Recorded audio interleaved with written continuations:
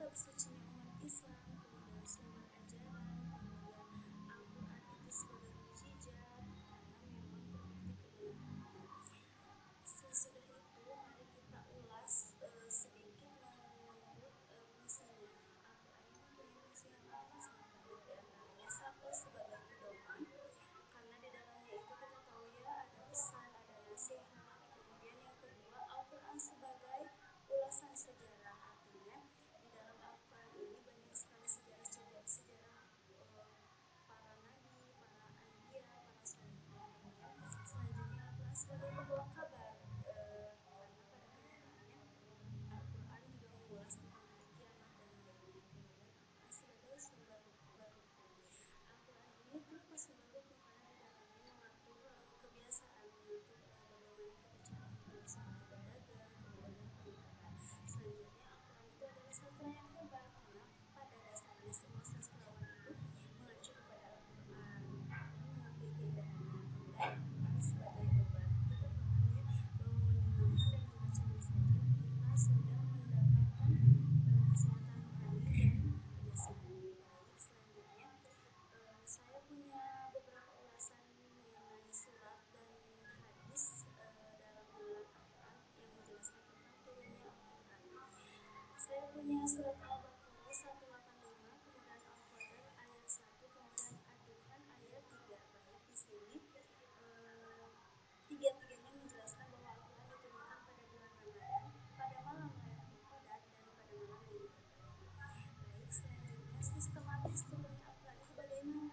Menurut tiga pendapat, saya mengadopsi beberapa tiga pendapat ya, diantaranya pendapat Ibnu Abbas yang menyatakan bahwa Al-Quran itu pertamanya itu diturunkan di Lauhul Mahfuz.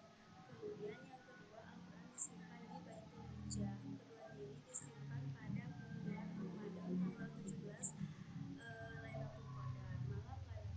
Kemudian diberikan kepada Nabi pada umur 41 tahun seusai mandat kenabian itu diberikan, yakni di Mekah, karena seusai itu Nabi berpindah ke Mekah seusai menjadi Nabi. Selanjutnya dari situ ayat per ayat, surat per surat ini disampaikan kepada Nabi secara bertahap oleh malaikat Jibril secara berangsur-angsur 20, 23 atau 25 tahun. Kenapa saya menyebutkan 20, 23, 25 tahun? Karena ini kembali lagi ya, beberapa pendapat ini perbedaannya menurut surat, kemudian menurut makna, dan diantaranya memang ini masih menempatkan perselisihan atau perdebatan karena memang Al-Quran ini tidak habis-habis ya, tidak akan habis dikaji, tidak akan habis diulang. Jadi saya bilang 20, 23 dan 25 tahun. Jadi kesimpulannya Al-Quran itu diturunkan berdasarkan mukjizat, artinya Al-Quran ini memang diturunkan sebagai pedoman buat kita, penyempurna kitab sebelumnya sampai akhir zaman. Kita tahu Zabur, Taurat, dan Injil ini sudah diturunkan, nah itu semua belum lengkap. Nah Al-Quran pelengkapnya, dan semoga dengan ulasan yang sudah kita tahu mengenai Al-Quran, semoga kita bisa menjaga eksistensinya, menjaga filtrasinya, menjaga pesan-pesan yang ada di dalamnya dan melestarikannya, karena memang Al-Quran ini penting buat umat Islam khususnya ya. Jadi semoga kita bisa mengamalkan semua hal yang baik yang ada di dalam Al-Quran tanpa meninggalkan perubahan zaman, perubahan sikap, perubahan lainnya. Baik, selanjutnya untuk lebih jelasnya surat-surat yang pertama turun yang akan dijelaskan oleh Tessa. Silahkan. Selanjutnya ialah ayat yang pertama kali diturunkan kepada Nabi Muhammad SAW. Yang pertama, surat Al-Alaq ayat 1 sampai 5. Menurut pendapat yang terkuat dan riwayat Sahih, firman Allah Subhanahu wa taala yang pertama kali diturunkan kepada Nabi Muhammad SAW ialah firman Allah di surat Al-Alaq ayat 1 sampai 5. diturunkan kepada Nabi Muhammad SAW ketika beliau berada di sebuah gua yang bernama Gua Hiro yang terdapat di Jabal Nur kira-kira 3 mil dari kota Mekah. Surat yang kedua ialah surat Al-Fatihah. Ada pendapat lain yang mengatakan bahwa surat Al-Fatihah lah yang pertama kali diturunkan. Syekh Muhammad Abduh menguatkan pendapat ini dengan 3 alasan. Yang pertama, karena surat Al-Fatihah terletak pada awal permulaan Al-Quran. Alasan yang kedua, karena surat Al-Fatihah karena seluruh isi Al-Quran tersimpul dalam surat Al-Fatihah. Dan pendapat yang ketiga yang diceritakan ulang oleh Syekh Jabir yang diceritakan oleh Al-Baihaqi dalam Dalaun Nubuwah. Ternyata surat Al-Fatihah lah yang pertama kali diturunkan. Yang ketiga, surat Al-Mudaththir. Surat Al-Mudaththir merupakan surat yang pertama kali turun.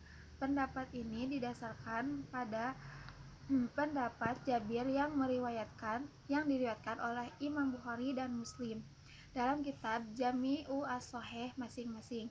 Meskipun kedua pendapat terakhir didasarkan oleh riwayat yang sahih, tidak akan melemahkan pendapat yang pertama, sebab yang dimaksudkan dengan surat Al-Alaq ayat 1-5, surat yang pertama kali diturunkan adalah ayat-ayat yang pertama kali diturunkan secara umum. Yang dimaksud surat Al-Fatihah yang pertama kali diturunkan ialah ayat-ayat yang diturunkan secara lengkap, dan yang dimaksud surat Al-Mudaththir, surat yang pertama kali diturunkan, ialah ayat-ayat yang diturunkan dengan perintah untuk menyampaikan risalah ketuhanan kepada manusia.